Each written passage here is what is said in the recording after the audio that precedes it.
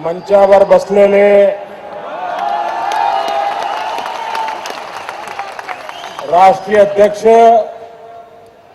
आदरणीय नितीन गडकरी जी, ज्येष्ठ नेते पूर्व अध्यक्ष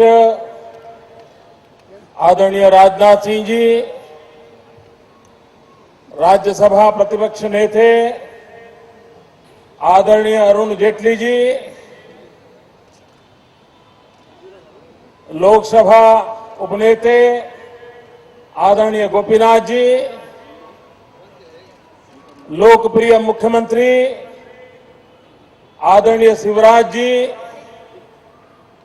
जुझारू नेते मुख्यमंत्री आदरणीय रमण सिंह जी, मंचावर बसलेले सगळे वरिष्ठ नेतेगण,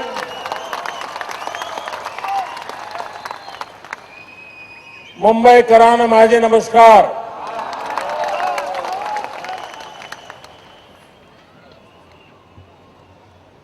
महाराष्ट्र आता दुष्काळ पीडित आहेत.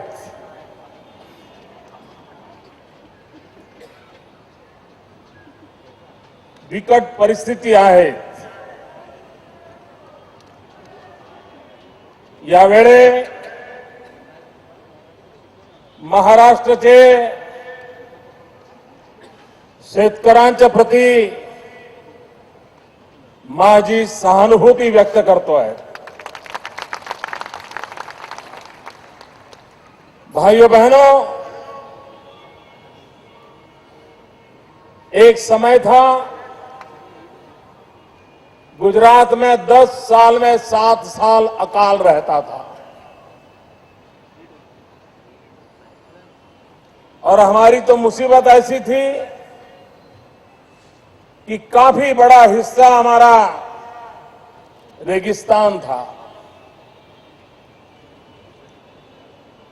और ये भी हमारी मुसीबत थी, इधर रेगिस्तान था उधर पाकिस्तान था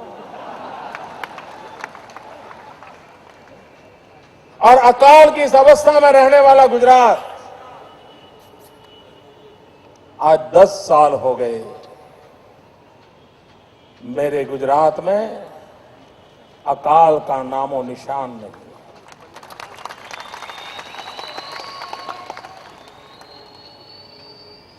और उसका कारण है जल प्रबंधन के कारण.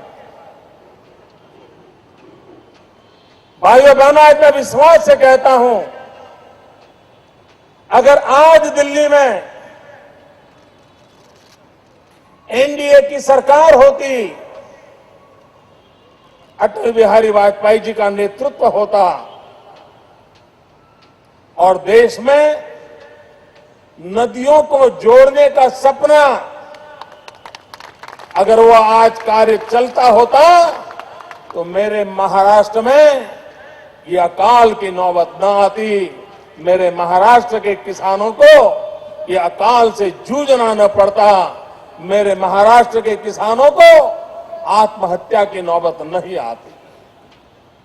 अटल जी ने सपना देखा था देश की नदियों को जोड़ने का, लेकिन यूपीए की सरकार आते ही उस पूरे सपने को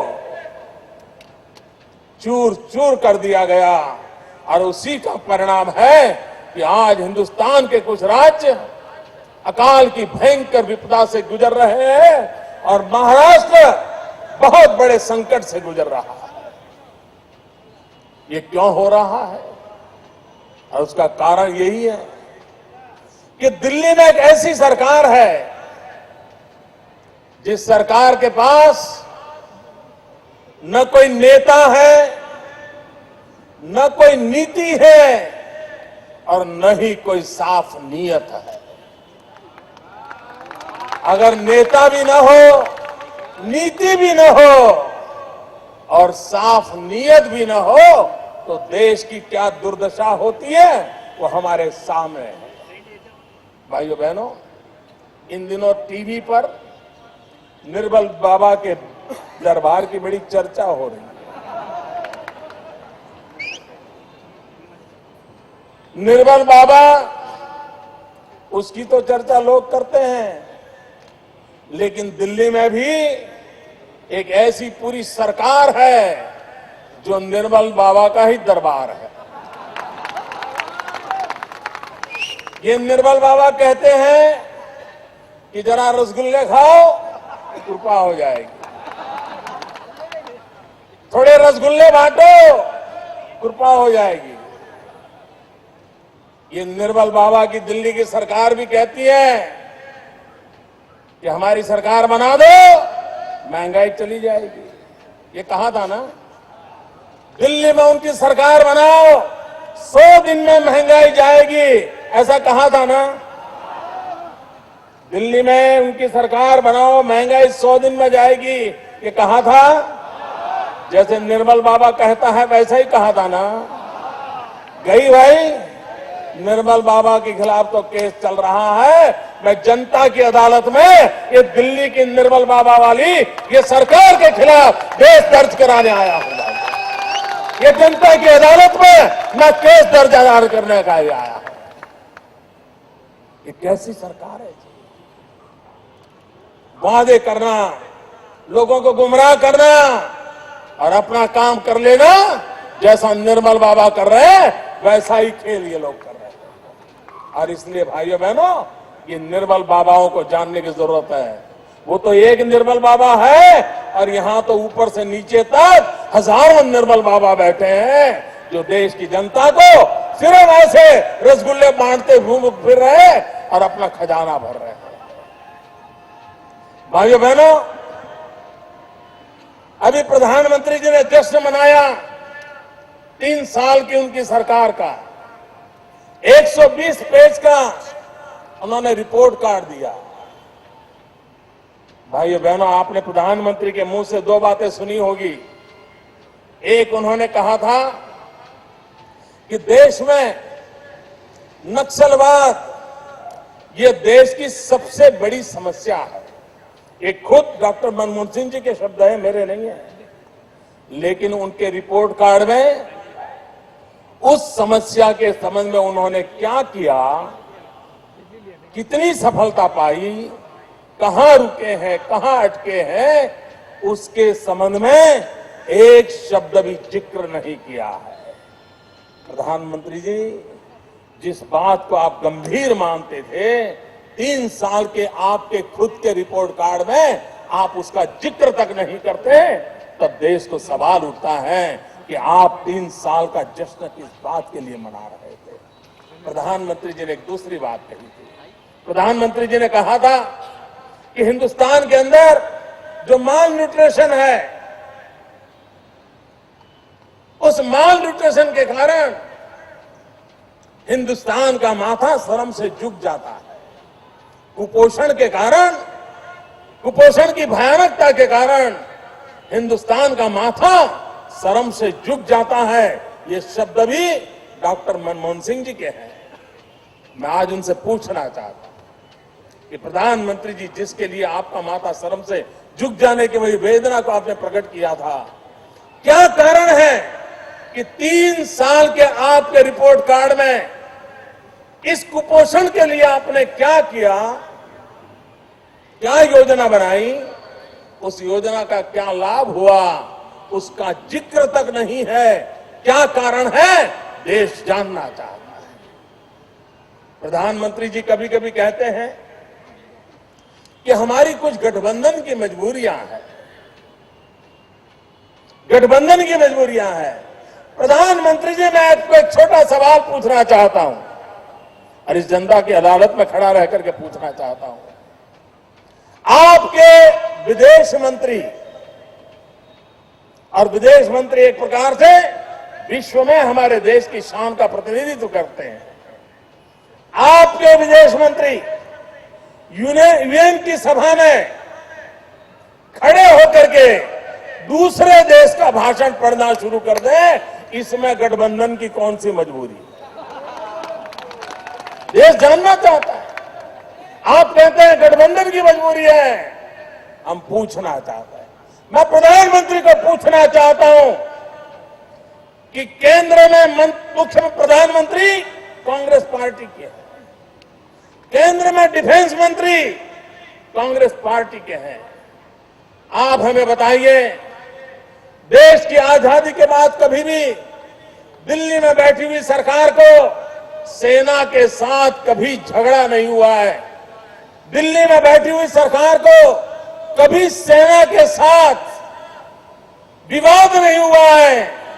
वो कौन सी गठबंधन की मजबूरी है, जबकि डिफेंस मंत्री आपका कांग्रेस का है, जबकि प्रधानमंत्री कांग्रेस का है, और आज दिल्ली की सरकार लगातार सेना के साथ भिड़ रही है। ये कौन सी गठबंधन की मजबूरी है? प्रधानमंत्री जी देश जानना चाहता है। आप कहते हैं नक्सलवाद का खतरा है, आप कहते हैं चीन घुसपैठ कर रहा है, आप कहते हैं अरुणाचल में हम जाते हैं तो चीन हमारे साथ हमेशा अंतर्राष्ट्रीय नॉर्म्स के खिलाफ व्यवहार करता है, ये सब कहते हैं आप। उसके बावजूद भी हिंदुस्तान का सेना नायक कहता है कि हमारे पास युद्ध के लिए बारूद नहीं है, हमारे पास आर्म्स नहीं है, एम्यूनिशन नहीं है। प्रधानमंत्री जी, कौन सी गठबंधन की मजबूरी है आपकी कि देश की सेना के पास बारूद न हो? कौन सी मजबूरी है आपकी कि जिसके कारण देश की सेना के पास आधुनिक शस्त्र न हो? सवाल बहुत सारे खड़े होते हैं। प्रधानमंत्री जी, दिल्ली में बैठी हुई कांग्रेस की सरकार, आपको जवाब देना पड़ेगा। भाइयों बहनों, मैडम सोनिया जी ने कहा प्रॉमिस नहीं चलेंगे, परफॉर्मेंस करना पड़ेगा। ये किसको समझा रहे थे भाई? इसका मतलब ये तो तय हो गया कि इतने साल वो प्रॉमिस ही करते रहे हैं, परफॉर्मेंस नहीं किया है। इंदिरा जी के जमाने से गरीबी हटाओ का प्रॉमिस से लेकर के अब तक वो प्रॉमिस ही प्रॉमिस करते रहे हैं, परफॉर्मेंस नहीं किया है। उन्होंने प्रॉमिस किए हैं और वोट बैंक की राजनीति की है। परफॉर्मेंस का तो नामो निशान नहीं है। भाइयों बहनों, मैं एक उदाहरण देना चाहता हूं। इस देश में गरीबों की भलाई के लिए 20 सूत्री कार्यक्रम चल रहा है, 1975 से चल रहा है, और जो भी सरकार आई सब सरकारों ने उसको कंटिन्यू किया है, किसी ने उसको खारिज नहीं किया। और हर 3 महीने दिल्ली की सरकार उस काम का मॉनिटरिंग करती है कि हिंदुस्तान में किस राज्य ने 20 पॉइंट प्रोग्राम के इंप्लीमेंटेशन में क्या काम किया है। भाइयों बहनों, पिछले 10 साल से मैं सरकार में हूं, मैं देखता हूं ये 20 पॉइंट प्रोग्राम इंप्लीमेंटेशन में पहले 5 राज्य जो आते हैं वो या तो भाजपा सरकारें होती हैं या एनडीए की कोई न कोई सरकार होती है। कांग्रेस की एक भी सरकार का परफॉर्मेंस पहले 5 में नहीं आता है, नहीं आता है। और गरीबों की भलाई के काम होते हैं, नहीं आता है।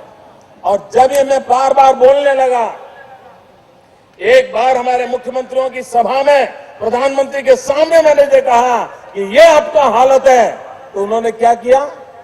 करना तो ये चाहिए था कि कांग्रेस की सरकारों को समझाना चाहिए था कि भाई देखिए, ये भाजपा वाले आगे निकल रहे हैं, तुम भी कुछ परफॉर्मेंस करो। उन्होंने वो नहीं किया। दिल्ली सरकार ने क्या किया? वो जो 3 महीने हिसाब करते थे और उसका सारा रेटिंग डिक्लेयर करते थे, उसको ही बंद कर दिया, ताकि दुनिया को पता न चले कि ये प्रॉमिस वाले कौन है और परफॉर्मेंस वाले कौन है। ये खेल चल रहा है। भाइयों बहनों, प्रधानमंत्री ने अपने रिपोर्ट कार्ड में अचीवमेंट बताया है। अचीवमेंट कौन सा बताया? उन्होंने अचीवमेंट बताया है कि पहले हमारा कृषि विकास दर 2.25% था और अब 3.3% हो गया है, 1% बढ़ोतरी हुई है। प्रधानमंत्री जी, ये सुनकर के हमें हैरानी हो रही है कि आप देश के सामने क्या रिपोर्ट कार्ड दे रहे हो। भाइयों बहनों, मेरा गुजरात जो 10 साल में 7 साल अकाल वाला गुजरात, पूरे 10 वर्ष गुजरात का एग्रीकल्चर ग्रोथ है 11%। और मेरे देश के प्रधानमंत्री हिंदुस्तान को बता रहे हैं कि हम 2 सवा 2 थे, अब 3 सवा 3 हो गए। ये हमारा बहुत बड़ा अचीवमेंट है। भाइयों बहनों, आप तय कर लीजिए कि आपको ये सवा 2 से सवा 3 चलने वाले लोगों से चलना है। देश डूब जाएगा, जनता भूखी मरेगी। अगर कृषि विकास की ये हाल हुआ तो देश के इंसान को खाने के लिए अन्न नहीं मिलेगा, ये हालत होगी। ये तो कुछ राज्य हैं जो मेहनत कर रहे हैं और उसके कारण कुछ फसल पैदा हो रही है, देश का पेट भर रहा है। दिल्ली की सरकार नहीं कर पा रही है और कृषि मंत्री आपके महाराष्ट्र के हैं।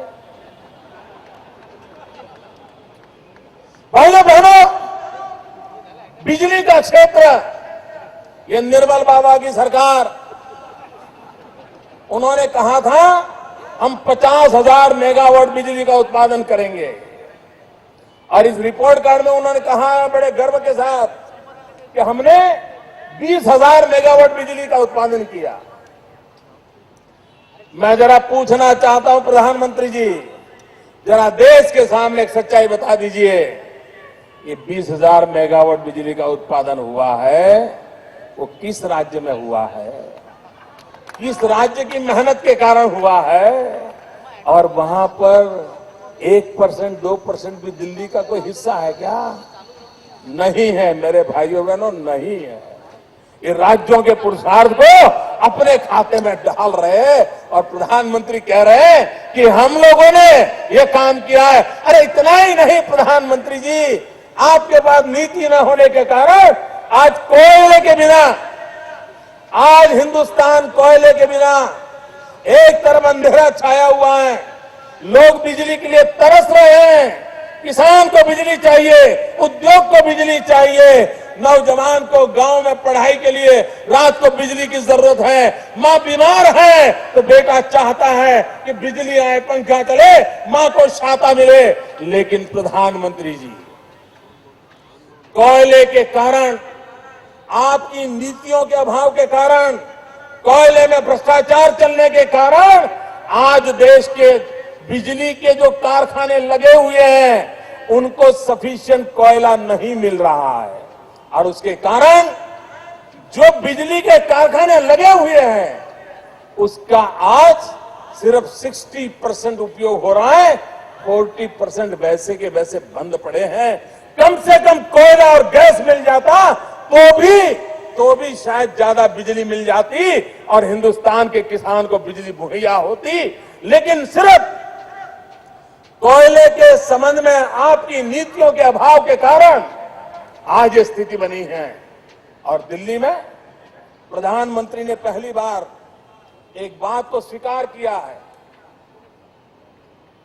और मैं मानता हूं एक प्रकार से उन्होंने अपनी विफलता को स्वीकार किया है। अपने रिपोर्ट कार्ड में उन्होंने कहा है कि हमें राज्यों के साथ अपने संबंध सुधारने पड़ेंगे। मतलब पक्का हो गया कि उन्होंने राज्यों को कभी आदर के साथ, समानता के साथ स्वीकार नहीं किया।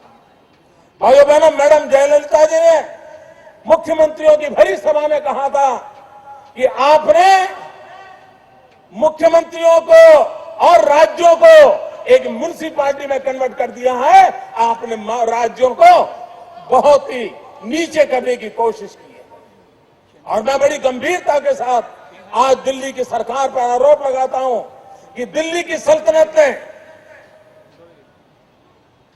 भारत के संघीय ढांचे को पिछले 50 साल में जो नुकसान न हुआ हो उससे ज्यादा नुकसान ये यूपीए 2 ने किया है। हर राज्य को तबाह करना, हर राज्य को परेशान करना, संवैधानिक संस्थाओं का दुरुपयोग करना और राज्यों को प्रगति करने से रोकना, ये उनका कारनामा चल रहा है। अभी ये कानून लाए एनसीटीसी और क्या कहने के लिए लाए? आतंकवाद के खिलाफ लड़ने के लिए ये एनसीटीसी की जरूरत है। मैंने इनको सवाल पूछा कि प्रधानमंत्री जी बताइए, आप राज्यों के हाथ से ये शक्ति क्यों छीन रहे हो? क्यों दिल्ली के कब्जे में सारी सत्ता हथिया रहे हो? कानून व्यवस्था अगर राज्य का विषय है तो ये खेल क्यों खेला जा रहा है? राज्यों को निशस्त्र क्यों कर दिया जा रहा है? उसको शक्तिहीन क्यों किया जा रहा है? अगर आप में हिम्मत है, ईमानदारी है, वोट बैंक की राजनीति से मुक्ति का है, आप में सामर्थ्य है, तो मुझे जवाब दीजिए, ये जो आतंकवादी हैं, ये नक्सलवादी हैं, उनके पास शस्त्र और बारूद कहां से आता है? वो तो विदेश की धरती से आता है और सीमाएं संपूर्ण रूप से आपके कब्जे में है। सीमा सुरक्षा बल आपके कब्जे में है। जो आपके कब्जे में है उसको तो संभालो, और जो विदेश से बारूद आता है, शस्त्र आते हैं, आतंकवादियों के पास पहुंच जाते हैं, उसको तो रोको। जवाब नहीं है। मैंने उनको दूसरा सवाल पूछा। हमने कहा आतंकवादियों के पास धन आता है, हवाले से आता है, पूरा मनी ट्रांजैक्शन का कारोबार भारत सरकार के कब्जे में है, आरबीआई के अंडर में है, बैंकों के माध्यम से होता है। क्या प्रधानमंत्री आप इतनी निगरानी नहीं रख सकते कि ये जो धन विदेश से आकर के आतंकवादियों के पास जाता है आपके हाथ में है, राज्य उसमें कहीं बीच में नहीं आते, आप उसको क्यों नहीं रोकते हैं? क्यों नहीं पकड़ पाते हो? आप उसके लिए क्या करना चाहते हो? मैंने तीसरा सवाल उनको पूछा कि विदेशों से घुसपैठ ही आते हैं, घुसपैठ ही आतंकवादियों के रूप में आते हैं, आतंकवादी घटनाएं करते हैं, भाग जाते हैं। प्रधानमंत्री जी आप मुझे बताइए, सीमाएं आपके हाथ में है, कोस्टल सिक्योरिटी आपके हाथ में है, बीएसएफ सेना सब आपके हाथ में है, नेवी आपके हाथ में है, ये विदेश से घुसपैठ के कैसे घुस जाते हैं? आतंकवादी विदेशों से यहां कैसे घुस जाते हैं? आप जवाब दीजिए। व्यवस्था आपके पास है, उनके पास जवाब नहीं था। मैंने चौथा सवाल पूछा, मैंने उनसे पूछा प्रधानमंत्री जी बताइए, सारा कम्युनिकेशन भारत सरकार के अंडर में है।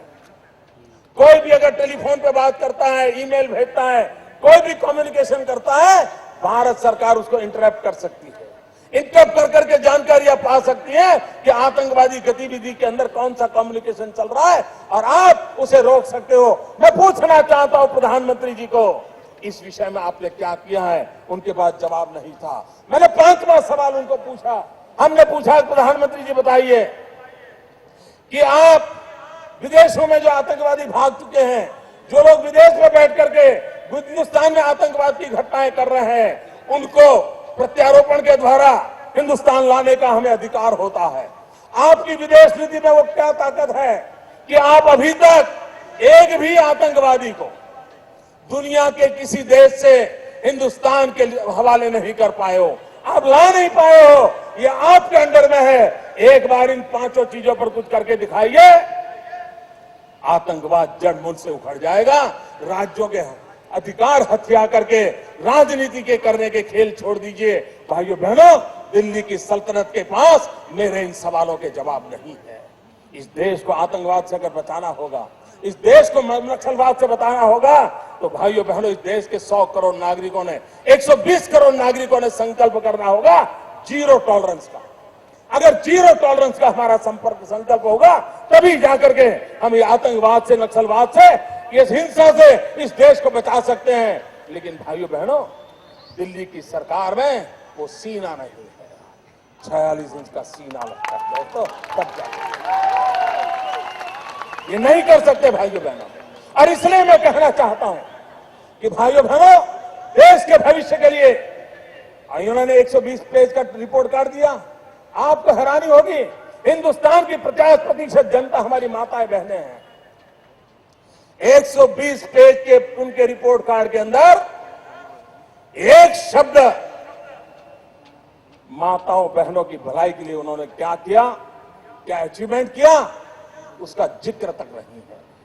भाइयों बहनों, हिंदुस्तान आज दुनिया का सबसे युवा देश है।